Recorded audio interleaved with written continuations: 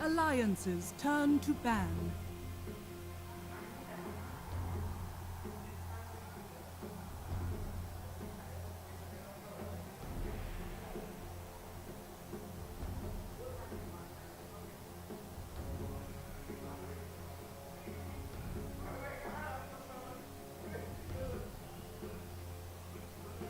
Ten seconds remaining.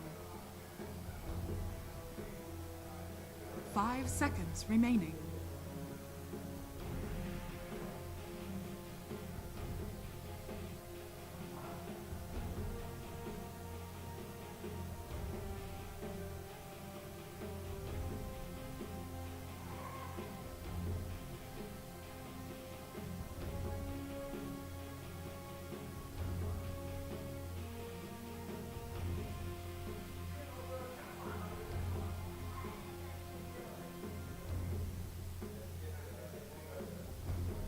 Dire team pick.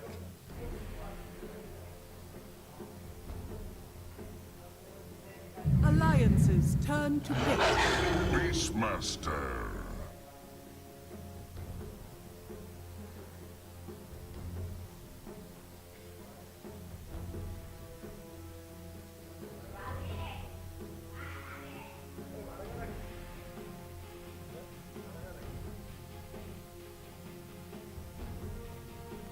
Ten seconds remaining. 5 seconds remaining.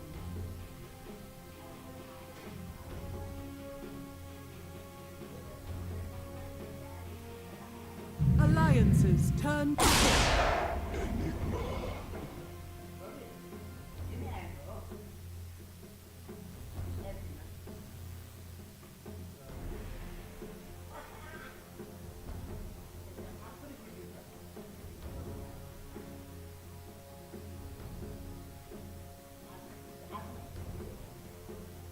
10 seconds remaining.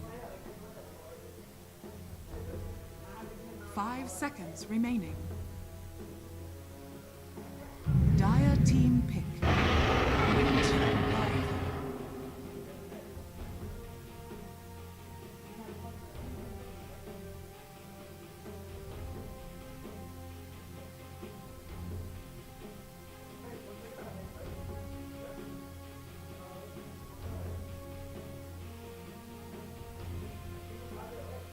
10 seconds remaining. 5 seconds remaining. Dire team back.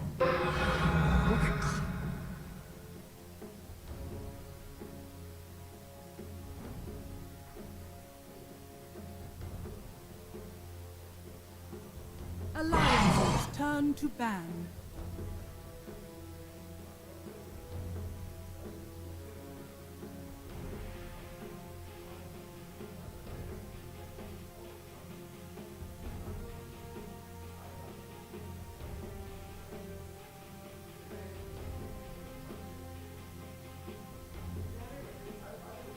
Ten seconds remaining. 5 seconds remaining.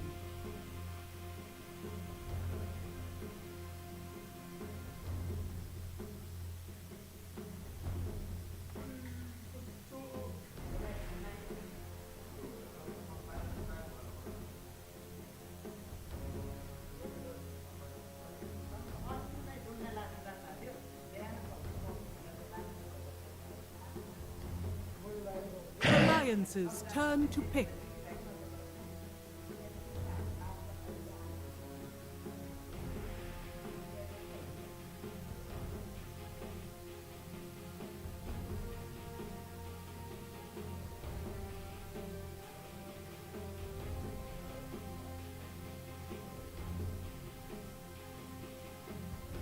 Ten seconds remaining.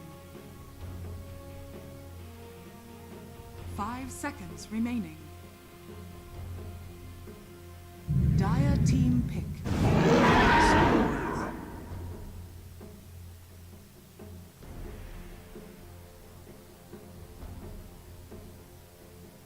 Alliances turn to pick. Grimstroke.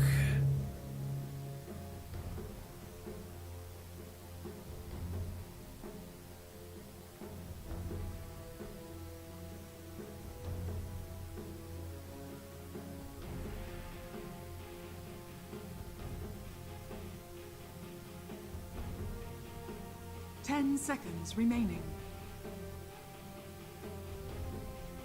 5 seconds remaining.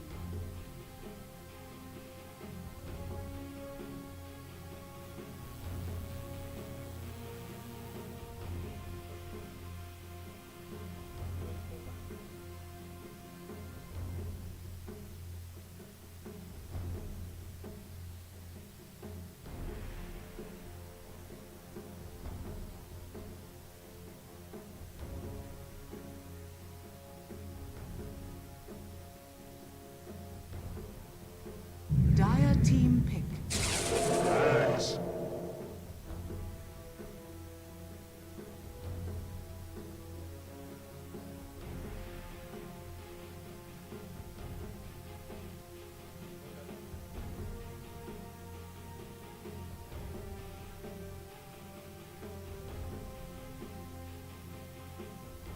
Ten seconds remaining.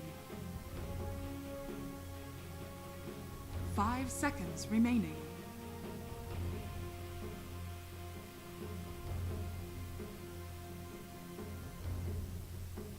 Alliances turn to ban.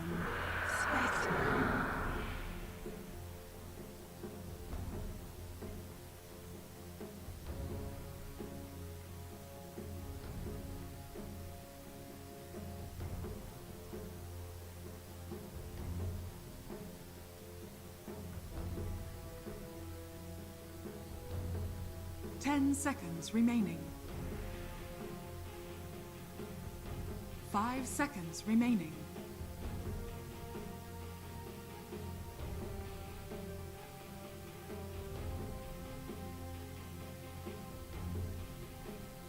Dire team ban.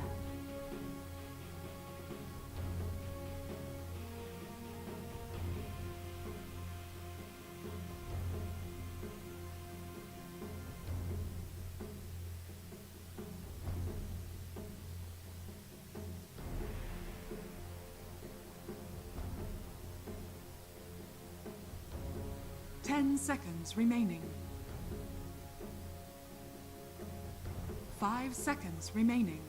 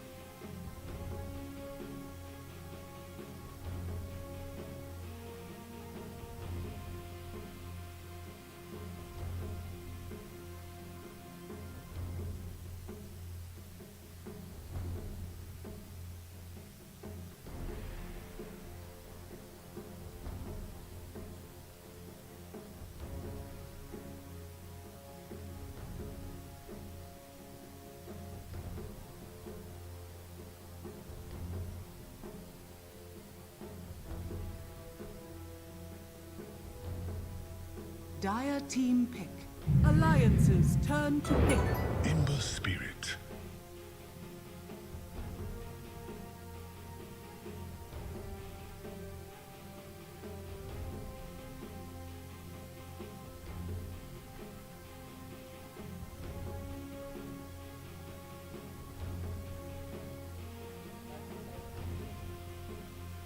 Ten seconds remaining.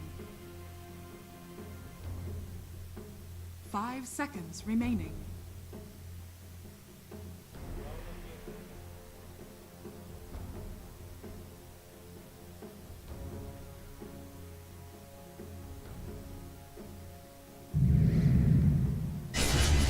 Shadow. You may now select your heroes.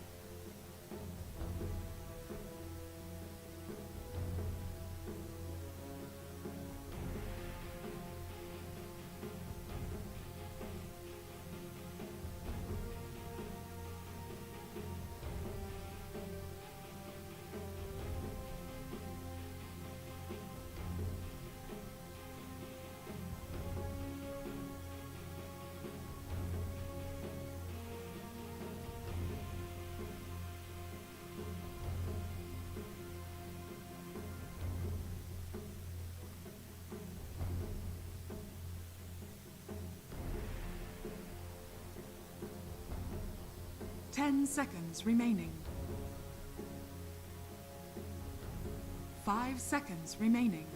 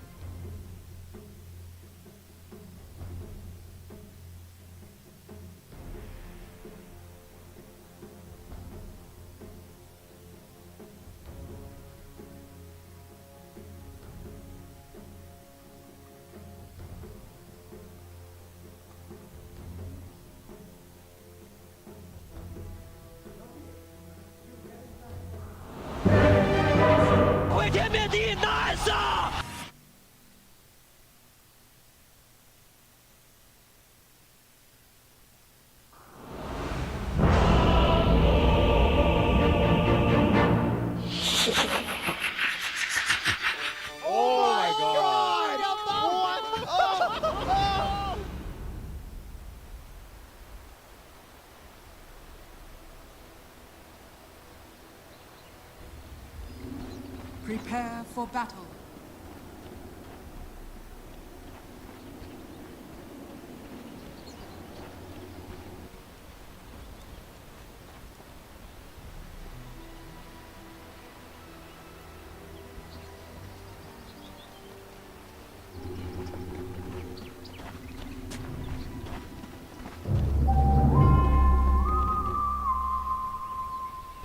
I think it's maybe player preference. This is one of Alliance, or Hanskin actually loves both heroes, so maybe it's F and G who wants to play Enigma, or maybe it's just, you know, from a laning perspective, we want F and G to lane with Nico, or whatever it is. Could just be comfort. Lots of possibilities, but. So yeah. you like Vikings lineup more? I do. I definitely do. I like the lineup more, and I like their chances more as well in this game. Now, in terms, usually don't talk about itemization this early, but haven't been keeping, as you know, with Spectre these days. Is it any different variation? Like, I know they went Necro 1 for a while. I don't think it's a thing anymore because of the mana cost it's not changes, that common. right? So is it a Radiance? Is it a Refusal? Is it mana after? Is it basically the same? The most common builds is getting a couple of stat items like 2 Wraith Bands and then Treads. Oh yeah, after that. Or Phase. And then you get either either Manta or Radiant. Usually one of those two. You can get the Manta first, because it is a high impact item on Spectre. You obviously get Illusions with Desolate, it's very powerful. I think in this game, Radiance looks insanely good. It's even more Blink Dagger cancellation. It's evasion against Ursa and Shadow Fiend. And it's just the late game secured as well, right? Like, look at their team, how much AoE damage they're going to have with the Radiant Spectre and Ember. How you deal with Grimstroke. Spectre late game. Radiance to start. Very, very difficult. Well, top lane, we're already going to see the spam coming out of both Shad and Celery, but the counter spam now as for seconds. So this would be a lot of harassment for sure on each respective side. Celery has the lowest cooldown with Stroke of Fate. Constantly up, it feels. And mid lane, didn't really talk about this yet, but SF versus Ember Spirit. Great Shadow Fiend. How does this usually? Great Shadow Fiend lane. That's the reason they last picked it. They saw no hero that I can put mid will beat Shadow Fiend. He's favored in all of the matchups. Ember it's actually a kind of, I don't know if you can call it classic at this point, probably like a year or two old, but this is a counter Ember that's been used a lot. Just you have overwhelming big damage, so you break Flame Guard, and if he comes up close and your razors can't hit, you still pack a punch, so you can kind of fight him back most of the time. But later on in the game, it's not that black and white. Like, Shadow Fiend doesn't necessarily have the best options for, say, catching the Ember. Doesn't deal too well with getting constantly poked in fights from range. So it's a lane counter mainly, I would say. Already, I mean, CS is pretty even at this. I mean, favoring Limp, but I'm sure it's just going to amplify solidify as the levels come for him. Souls and whatnot. Celery top lane. Battle Hunger is applied. He has 8 HP and he lives. That's about as close as it gets right there. That's a good tango. Yeah, very value tango. He's gonna walk all the way back to base though, like. It's great from Alliance though that they put pressure here. I think it's really crucial in this game that their laning stage leads to an advantage because it needs to compensate for the time they have to wait later on while their things build up. So if they at least put a little bit of taking a lot of damage, but now that he's close to the tower, he can dish it out himself as well.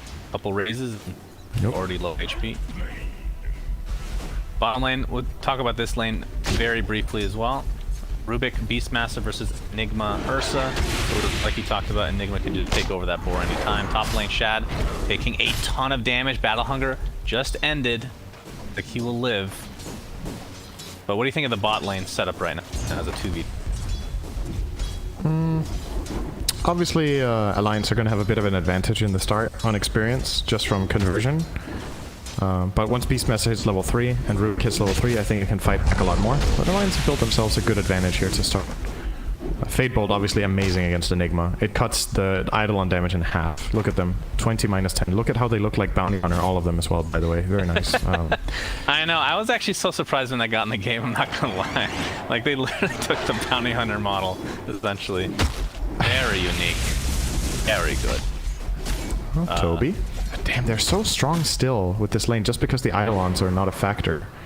Now Rubik cuts their damage by 13, so 20 minus 13 damage on the Eidolons. They hit for 7. It is nothing. Damage. Definitely the tickling. Shad in the top lane with 11 CS right now. Yeah. It's not only him, it's also S4. Like, this game, it looks like S4 is being enabled. I think in his last game on Queen of Pain, he had some pretty tough conditions. But this time they've made sure that he gets to shine. So all of Alliance's heroes this time around getting very good farm. And that's a good look for the future of the game, obviously. Shad, like you pointed out, doesn't have the highest CS, but there was also 6 creeps waiting for him, and he pulled into a big camp. So he's gonna end up on like 25 here if he gets everything in the tower. Down it goes. That was actually the email for S4 as he's working towards his phase boost right now. Gonna have to wait another minute or so. Could stick TP. Is being chased. He bought as much time as possible before doing it. Very nice, very actually. Smart. I thought he was gonna do it earlier, but he was like, how much space can I buy my Spectre here? And Alliance kept running after him for a good, like, 15 seconds there. That was very good for Shad to just get that free space. Come back for the CS, but like you said, S4 is just getting, like, every creeper. It's getting big. Well, delayed on the phase was just a tad, but not by that much considering he didn't have enough quite yet for Blades of Attack. Artemis bot lane, he's gonna get 2 courier kills. Oh, no. Man alive. And I feel like the games that we watch, there's just so many more courier kills than usual. Yeah. And there's no puppy in this game either. Very strange. Not every day you see the Rubik just waddle on over and get 2 creep kills. It's like everybody's just so focused on last hit, they don't even look at the mini-map for the couriers. I mean, it's also not very common that you look at the last hits, right? 38, 31, 30 to 26, 21, 21. Vikings still has the gold lead. Like, yeah, Alliance have actually got so good farm in the lanes, but the couple of courier kills and maybe the extra reason they've had to buy whatever it is, Viking are basically matching them here. And this is an Alliance draft that wants to lane win, right? FNG, okay, they do get the first blood here. Nico Baby is low, but he is safe. Quick ends up big kill for Enigma. There. 300 gold. Seeing more back and forth. A lot of damage was done to this tier 1 in favor of Alliance. Invis rune is on limp. Not sure if he actually wants to go. Probably will just continue to farm the lane, push it out, jungle, or just actually accelerate. We get called here from S4, who now has his phase boots, so he is quite strong. This 2v1 right now. We'll continue the pressure. I don't think he can get this kill. He's going to take some damage as a result, but Stroke of Fate is juked that time around. Oh, actually he does pop the invis and immediately TP's bottom, so see if they can set something up here. Oh, but they're not expecting this move for sure. Obviously doesn't have Reckoning of Souls yet, but does Oh, have they pinged. level 4 raise. They actually realized, wait, where did Shadowfiend go? He's not mid and we know he has an invis. He was too... It wasn't... Let's say... Nico wasn't high enough health that he could go in immediately. So he had to kind of wait. Shad Pop are trying to trade for celery. They will do it here. 1 for 1. S4 now. 1v1 versus Shad. One more Shad spin would not do it. interested in this. Oh, he's not 6. Never mind. But if he would have spun from that one range creep, level 6 and got him under the kill threshold. Yeah. That would have been really sexy, but didn't happen. Very sexy. S4 is going to continue to just pull these waves, combine it with some neutrals. Good old Co the Bold right here. Takes a lot of damage. More stolen here from Celery. Is the trusty shovel. His inventory. Easy salve. It's like, oh, convenient. Nice mid lane. We're going to see the 1v1 battle of the ages. Remnant away. That was truly epic. Thanks for that. A 1v1 battle for the ages. As S4 continuing to be a nuisance here. But this allows Shad to... I mean, now that you have 2 Wraith Bands with Quelling Blade, you should be able to last it pretty easily under the tower. But S4 just continuing to get a ton of farm. Actually, top of the net worth of the entire team right now. Get that fast blink next. As he looks to be chased here, Boom, with that haste rune right now, is online. Looks like they might go for Hands Game instead. Inkswell will set things up, but nice cold embrace. Keeping him safe for now. To the tower, of course. S4 is going to call. Boom, with that Remnant ends up helping taking out the Wyvern in the end, so... Not too rotation, but ends up getting limp with the tower mid here, Cinder. Yeah, exactly. He trades for the tower, and they only found a support. I think they were really looking for the X kill there, but yeah, not the dream outcome exactly for Viking there. And minute 9 mid tower is very, very good. So I'd be happy about this. Let's see his itemization plans. Since he went treads first, I don't think it's gonna be the Yule's build up. It is still possible, but he might go a different route. I think a lot of the time we see Yules, we see it with Bound Boots, and you just really get that Yule super fast. This might be a combat build like you predicted. Maybe Silver Edge against Spectre. Oh, yeah, that could be interesting. It's a possibility. Don't know. It's not a very popular build anymore. What are your thoughts on Nico Baby building a Drum of Endurance? Wants to get involved early, I suppose. Yeah, I think again it's like Alliance are identifying that they might need to itemize a bit for staying afloat at that mid timing, and then he'll probably buy Battle Fury after this drum, I think. But it's just some sort of value where they can group up with their heroes and take a fair fight where they feel like they have a shot, and then obviously scale very well later on with their supports. S4 going for the bounty rune. Looks like this is going to be the first team fight of the game, potentially. Boom. A lot of damage being done, and S4 is going to be the first casualty. Boom. Attempting to get up. These right clicks from Shadowfiend are crazy strong, but he's going to be silenced. Lifted as the Requiem was about to go off, and they're going to find the kill as well. So Viking with a 2 for nothing. Well executed bounty fight. Great rotation on the Rubik. Really was the difference maker there.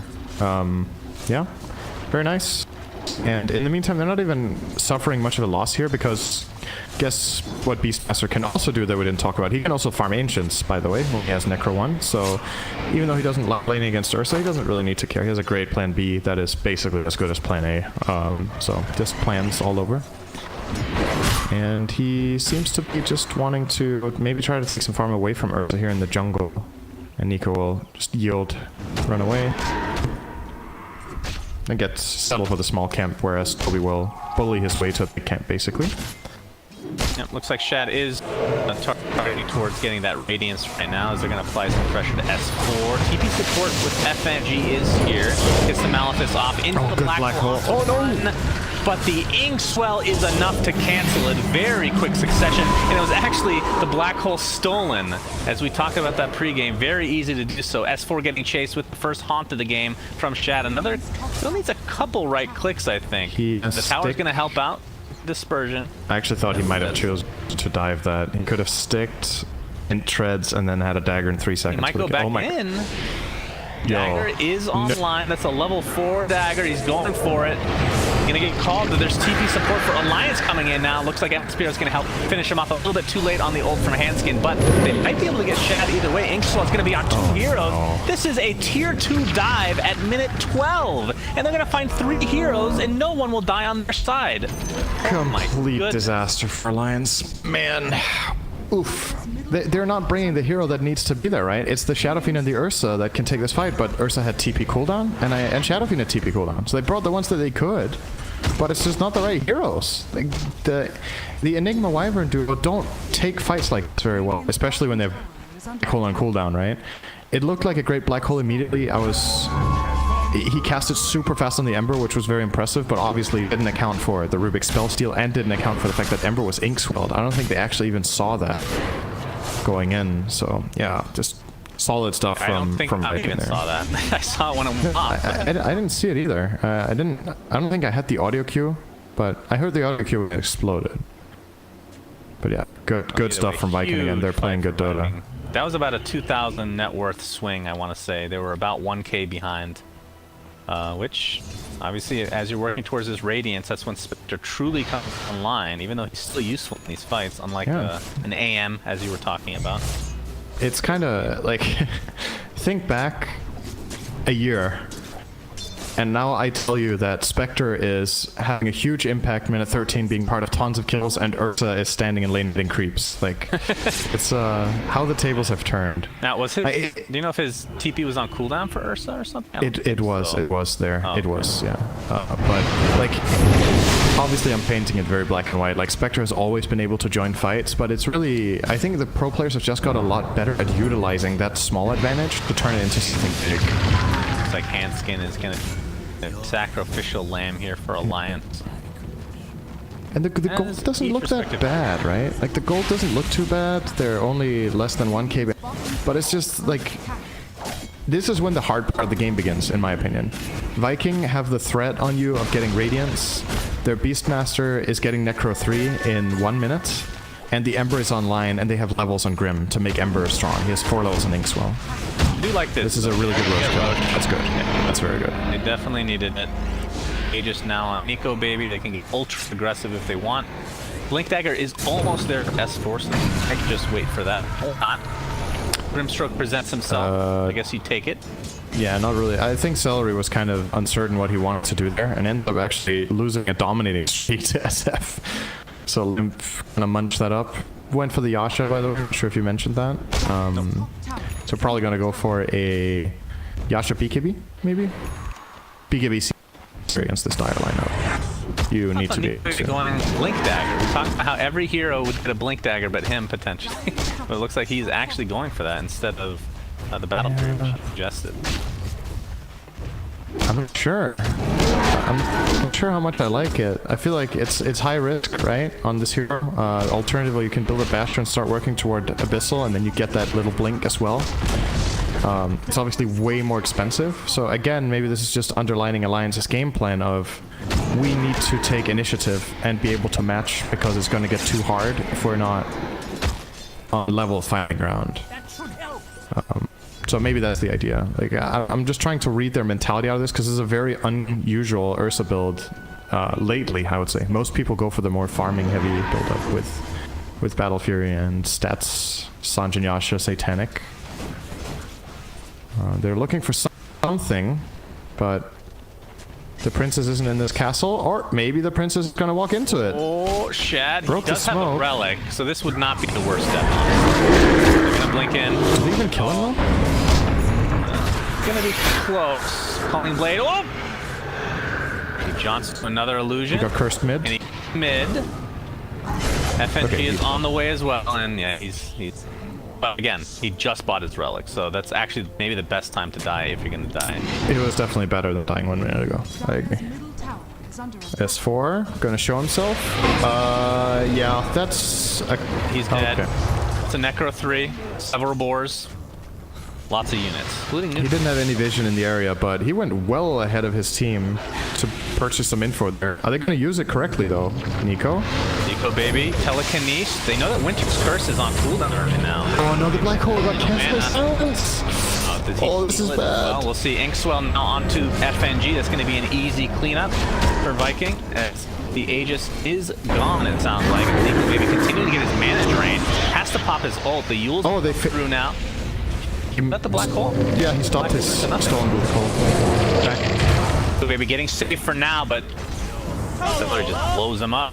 So right now, just even though they're only up 1k, it just feels like they're getting better trades in every single fight, other than that Spectre dying. Remember, this was a fight into 4 of Alliance's heroes with Aegis and a Spectre that couldn't connect at all. So Alliance technically had more heroes involved, and the main thing that set it off was S4's death beforehand, right? It was like, okay, X is dead, let's go, run them down, we're mega strong right now, and they made it look easy. Boom want potentially go for this. They're going to be working on his death so now that he has his scepter. Alright, covers all his mana problems, gives him a solution against Ursa, gives him a solution against Axe, especially very nice for the call.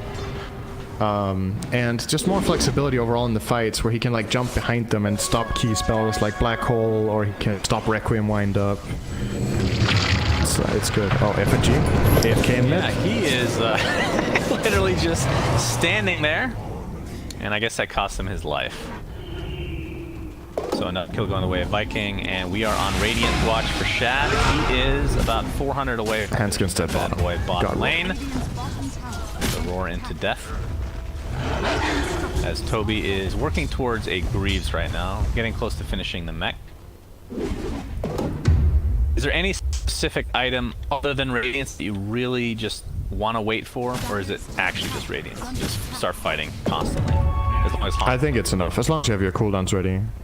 You need to also remember the enemy team is relying on cooldowns too, right? Like, that's one of the downfalls of 5 Enigma, is if you don't find farm, then usually Enigma is a lot more about the other spells than Black Hole, but it feels like at this point Black Hole is really important for him in this game because he doesn't offer much else.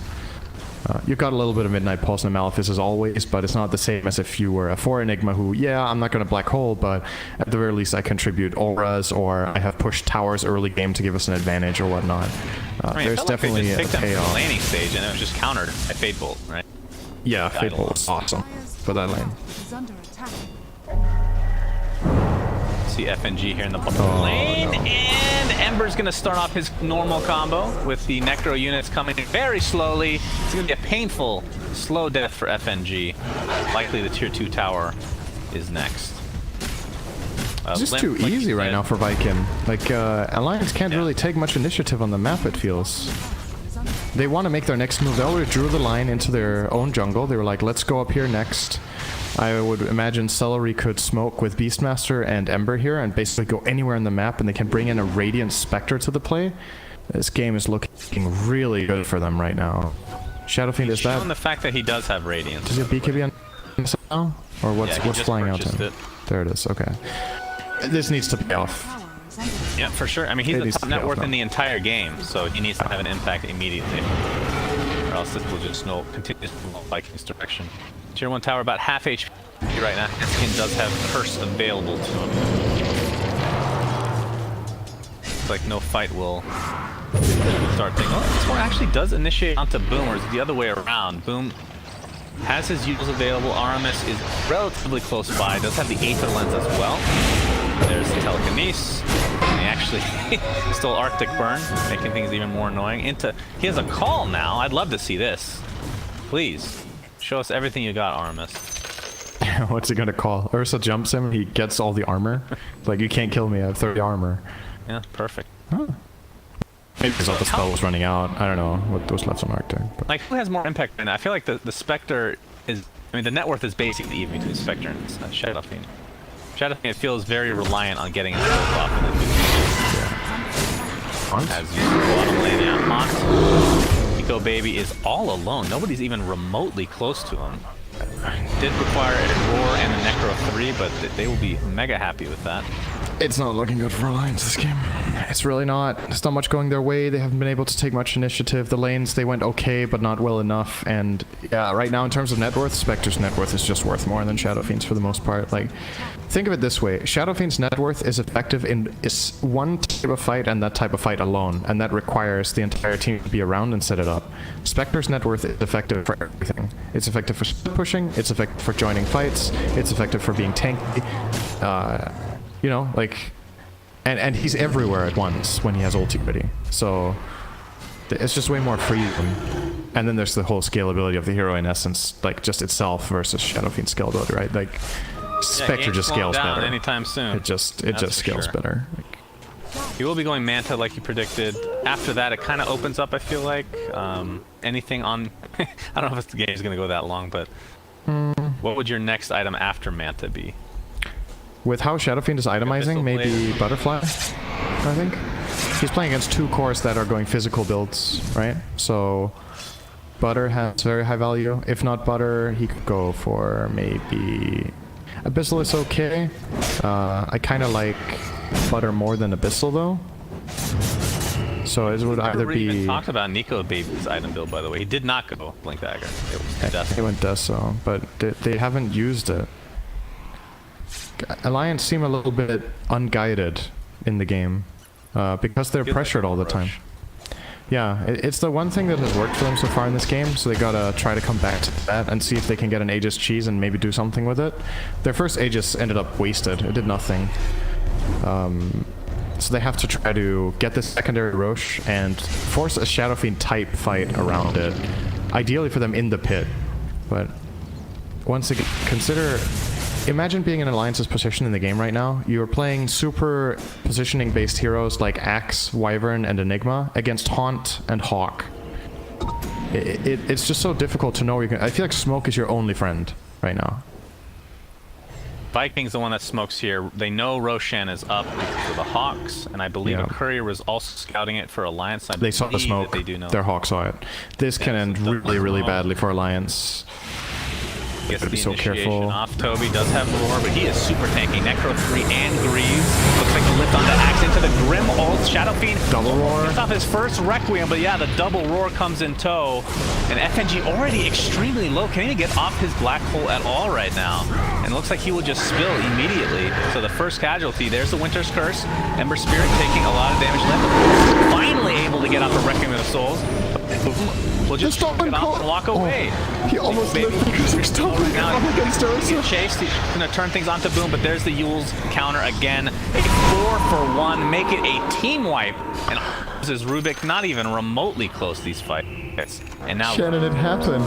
It happened. It almost. The Rubik almost survived Ursa because of stalling. It actually happened, yeah. He just barely died because he got so much armor that he could tank Ursa for quite a while. But yeah, that's just the problem right there, right? It's the issue in a nutshell. If Viking know what's coming, it's relatively easy for them to position themselves properly. They can bait out their tanky Beastmaster, like you said. He gets immediately glimmered by Celery, so he won't die. And then the Haunt comes in and the whole fight just breaks up. Like, Alliance... Enigma can't play this game right now. Like, what's he supposed to do? He gets haunted, Spectre jumps on him. He can either black hole a Spectre and it won't matter, or he can die. Both options are terrible. Yeah, it's a lose-lose. Doubt about it. 13k net worth lead for Viking. It's down anytime. Yeah, looking pretty good. I mean, the one thing that Alliance does have going for them is they have very good team fight when their ults are up. But of course, they always have to worry about this Rubik. Like, you can just... Like, FNG has been... Not him as a player. This hero has been utterly useless this game. It just feels completely worthless. Yeah, it felt like it was its laning stage, and that's kind of it. And obviously Alliance gave away Beastmaster willingly, so this was their response plan as a strategy overall. It has just not worked. There's not much to say. It's just not worked. I mean, I can see it definitely working if there's no right. That's why you always see counter the Beastmaster. But Enigma taken out again. Not really worth that much at this point, but they'll take the kill.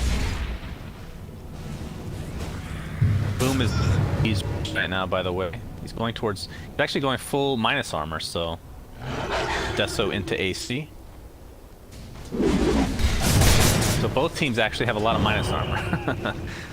Both the Ursa with the Deso and of course Shadow Fiend's passive. Enigma up in 15 seconds, still has his black hole. I think at this stage it just has to be on the Rubik, and then you just can't get stunned or silenced by anybody else. It's very difficult to actually execute. As there's the initiation, Grimstroke double, Beastmaster Roar again. Will actually get, actually can't tell if that was the Death Requiem. He got it off. Got it off, so that was a But it double died in the Requiem, same second. But not really doing that much other than mitigating a little bit of damage here, and will likely be the GG push, but you never know. Wow, look at that lift range. Jesus, that's so insane. FNG blown up. Shad still has the Aegis, not too worried about this. Buybacks for 2 heroes on Alliance now. Nico Baby is already expended in Rage. Might have to go back and heal as a result. Shad will just finish off this tower at the very least, if they end up continuing this or not. Winter's Curse onto Ember alone. Nobody was near him. Really good position for Viking. That's a wasted, big ulti wasted. And Enigma, that is a dieback. Didn't even get to use Black Hole. Things are just getting worse and worse for Alliances. They are crumbling in this game too. We were expecting 3 games, especially after that game 1, but this has been all Viking, for sure. If you asked me before the series if it was a 2-0 who I thought would 2-0, I would have said Viking, and they looked so good against Secret.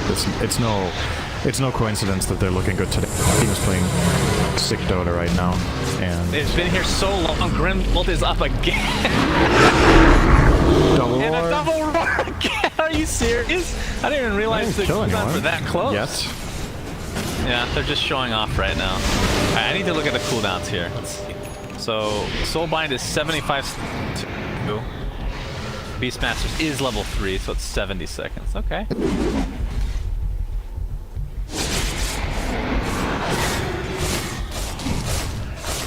Yeah, I don't know. They have the Roche taking capabilities, even more minus armor now for Viking, that Orb of Destruction.